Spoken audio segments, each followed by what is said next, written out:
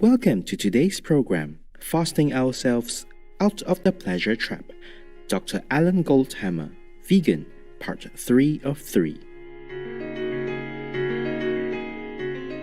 In our 3-part series, we are honored to feature health expert Dr. Alan Goldhamer.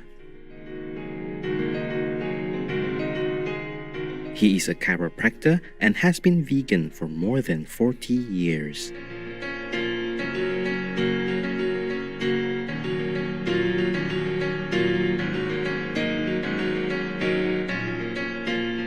To encourage the public to return to a healthier life, Dr. Goldhamer co-authored the book, The Pleasure Trap, Mastering the Hidden Force That Undermines Health and Happiness, to share his insightful observations on removing barriers to wellness and the practice of water fasting.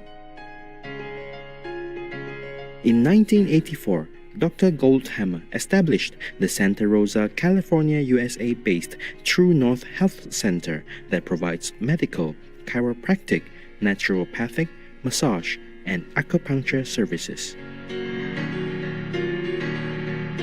The center is now the largest facility in the world that specializes in medically supervised water-only fasting.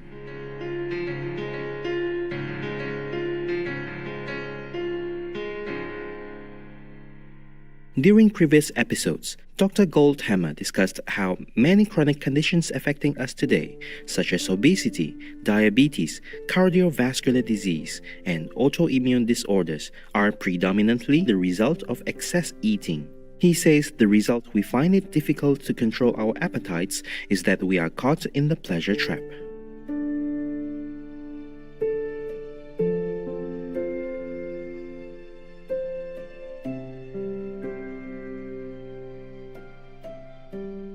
The processed substances added to our foods artificially stimulate the production of dopamine and other pleasure chemicals in our brains. The more dopamine, the more pleasure, so it perpetuates a cycle of overconsumption. His effective method to end this cycle is through a medically supervised water fast and a vegan whole foods diet. Today, Dr. Goldhamer will continue to share his wisdom on progressing to a healthier lifestyle. We recommend that people eat a whole plant food diet, fruit, salads, steamed vegetables. So that includes things like potatoes, rice, starchy vegetables, and excluding animal foods, so meat, fish, fowl, eggs, and dairy products, and excluding the chemicals added to food in the form of salt, oil, and sugar.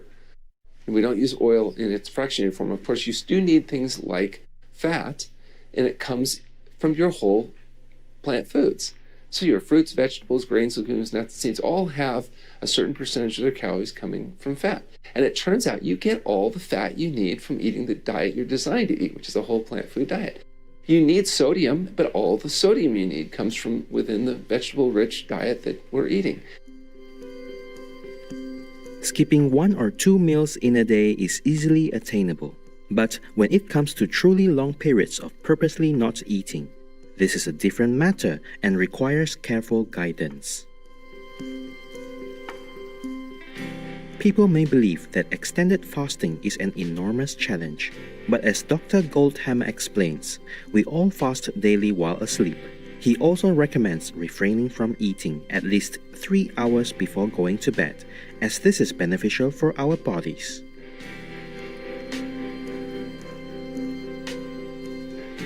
I might want to point out that fasting is done by everyone. Everybody fasts when they go to bed at night and they don't eat for whether it's 6 hours or 8 hours or 10 or 12 or even, as we often recommend, 16 hours. People are fasting, and then they break that daily fast with something often called breakfast or break fast. And so now the question is, what about with intermittent fasting? What if we narrow the feeding window, which is often recommended?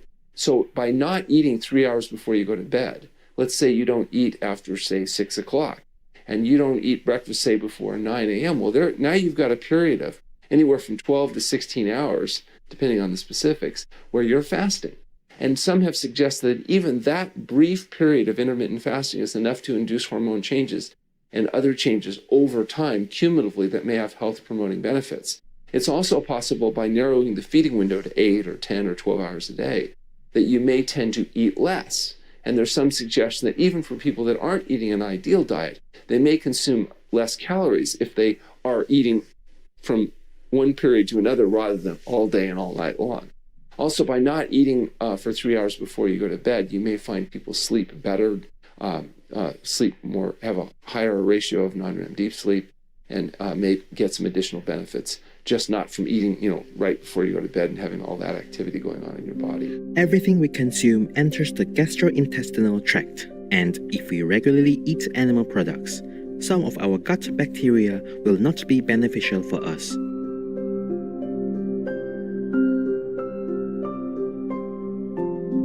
A fast can reset our system and clear out bad bacteria that can cause health issues like autoimmune disorders and replace them with good bacteria if we then embrace a vegan lifestyle.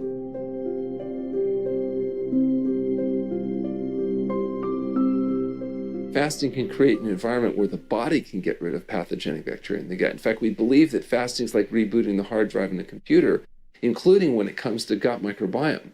You have 5 pounds of bacteria living in your intestinal tract right now, maybe 1,000 different strains. These are living creatures, living, eating, drinking, and defecating inside you right now. So you have 5 pounds of bacteria pooing inside your body as we speak. And what your body poos inside you will depend on what you feed them.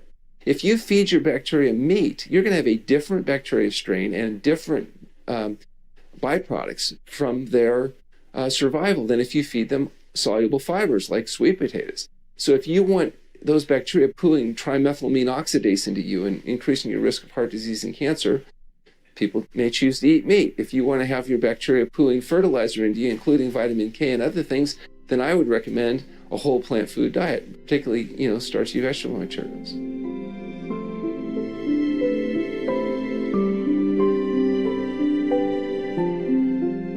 For people currently in the pleasure trap and craving unhealthy addictive substances, fasting is a positive step towards change by giving the body time to heal. Abstaining from food for a period also provides an opportunity for people to rest, adjust, and contemplate inwardly.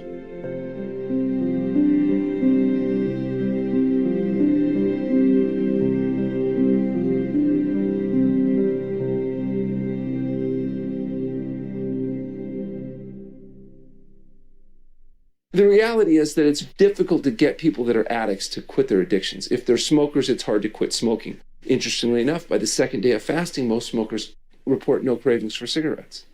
Now, some people say it's because they're so miserable fasting, they just don't think about the cigarettes, but it's really not true. It's just that whole metabolic adaptation is sped up in fasting. People that can't stand healthy foods, oftentimes after fasting, find that their palate is reallocated, and now they like the taste of good food. And sometimes even the foods they used to crave are so strong that they're not actually quite as appealing. The desserts and the things they used to eat are so sweet that it's not even quite as attractive. So it's not that people couldn't get back into their addictions. If they go back to smoking, if they go back to drinking, if they go back to eating heated, treated, processed garbage foods, eventually they'll become addicted again. But fasting can give people a chance to feel what it feels like to be healthy again, what it feels like for good foods to taste good again. So, and I think that's why virtually every religion, from the Jains to the Jews, to the Hindus, the Muslims, the Christians, all have traditions of fasting in their narrative. They all understand that fasting may affect how you think about yourself and the world around you. And we use it not just for emotional and spiritual and mental reasons, but also for physical benefit.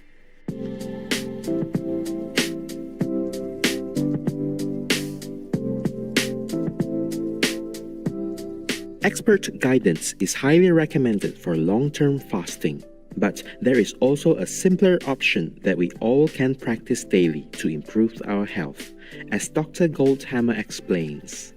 Well, there is a really effective way, and that's healthful living. So people that adopt a whole plant food SOS-free diet, get regular exercise, and get appropriate amounts of sleep tend to find their overall balancing mechanisms being corrected. There is no exogenous pill, potion, or powder that's going to make up for your indiscretions. And, that's what everybody's always looking for. What can I do so that I can achieve healthy weight and health, but without actually having to escape the pleasure trap? What people need to do is learn how to escape the pleasure trap so they can live healthfully and the body will do what it does best, and that's heal itself.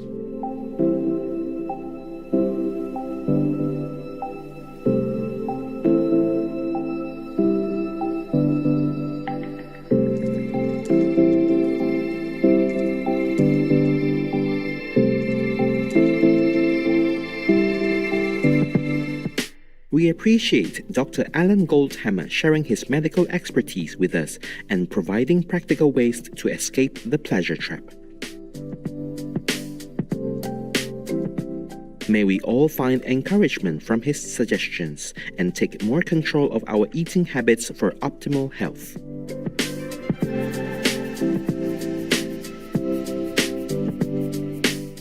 To learn more about the True North Health Center, please visit healthpromoting.com. Dr. Goldhamer's book, The Pleasure Trap, is available at amazon.com. Virtuous viewers, we are glad to have had you with us today.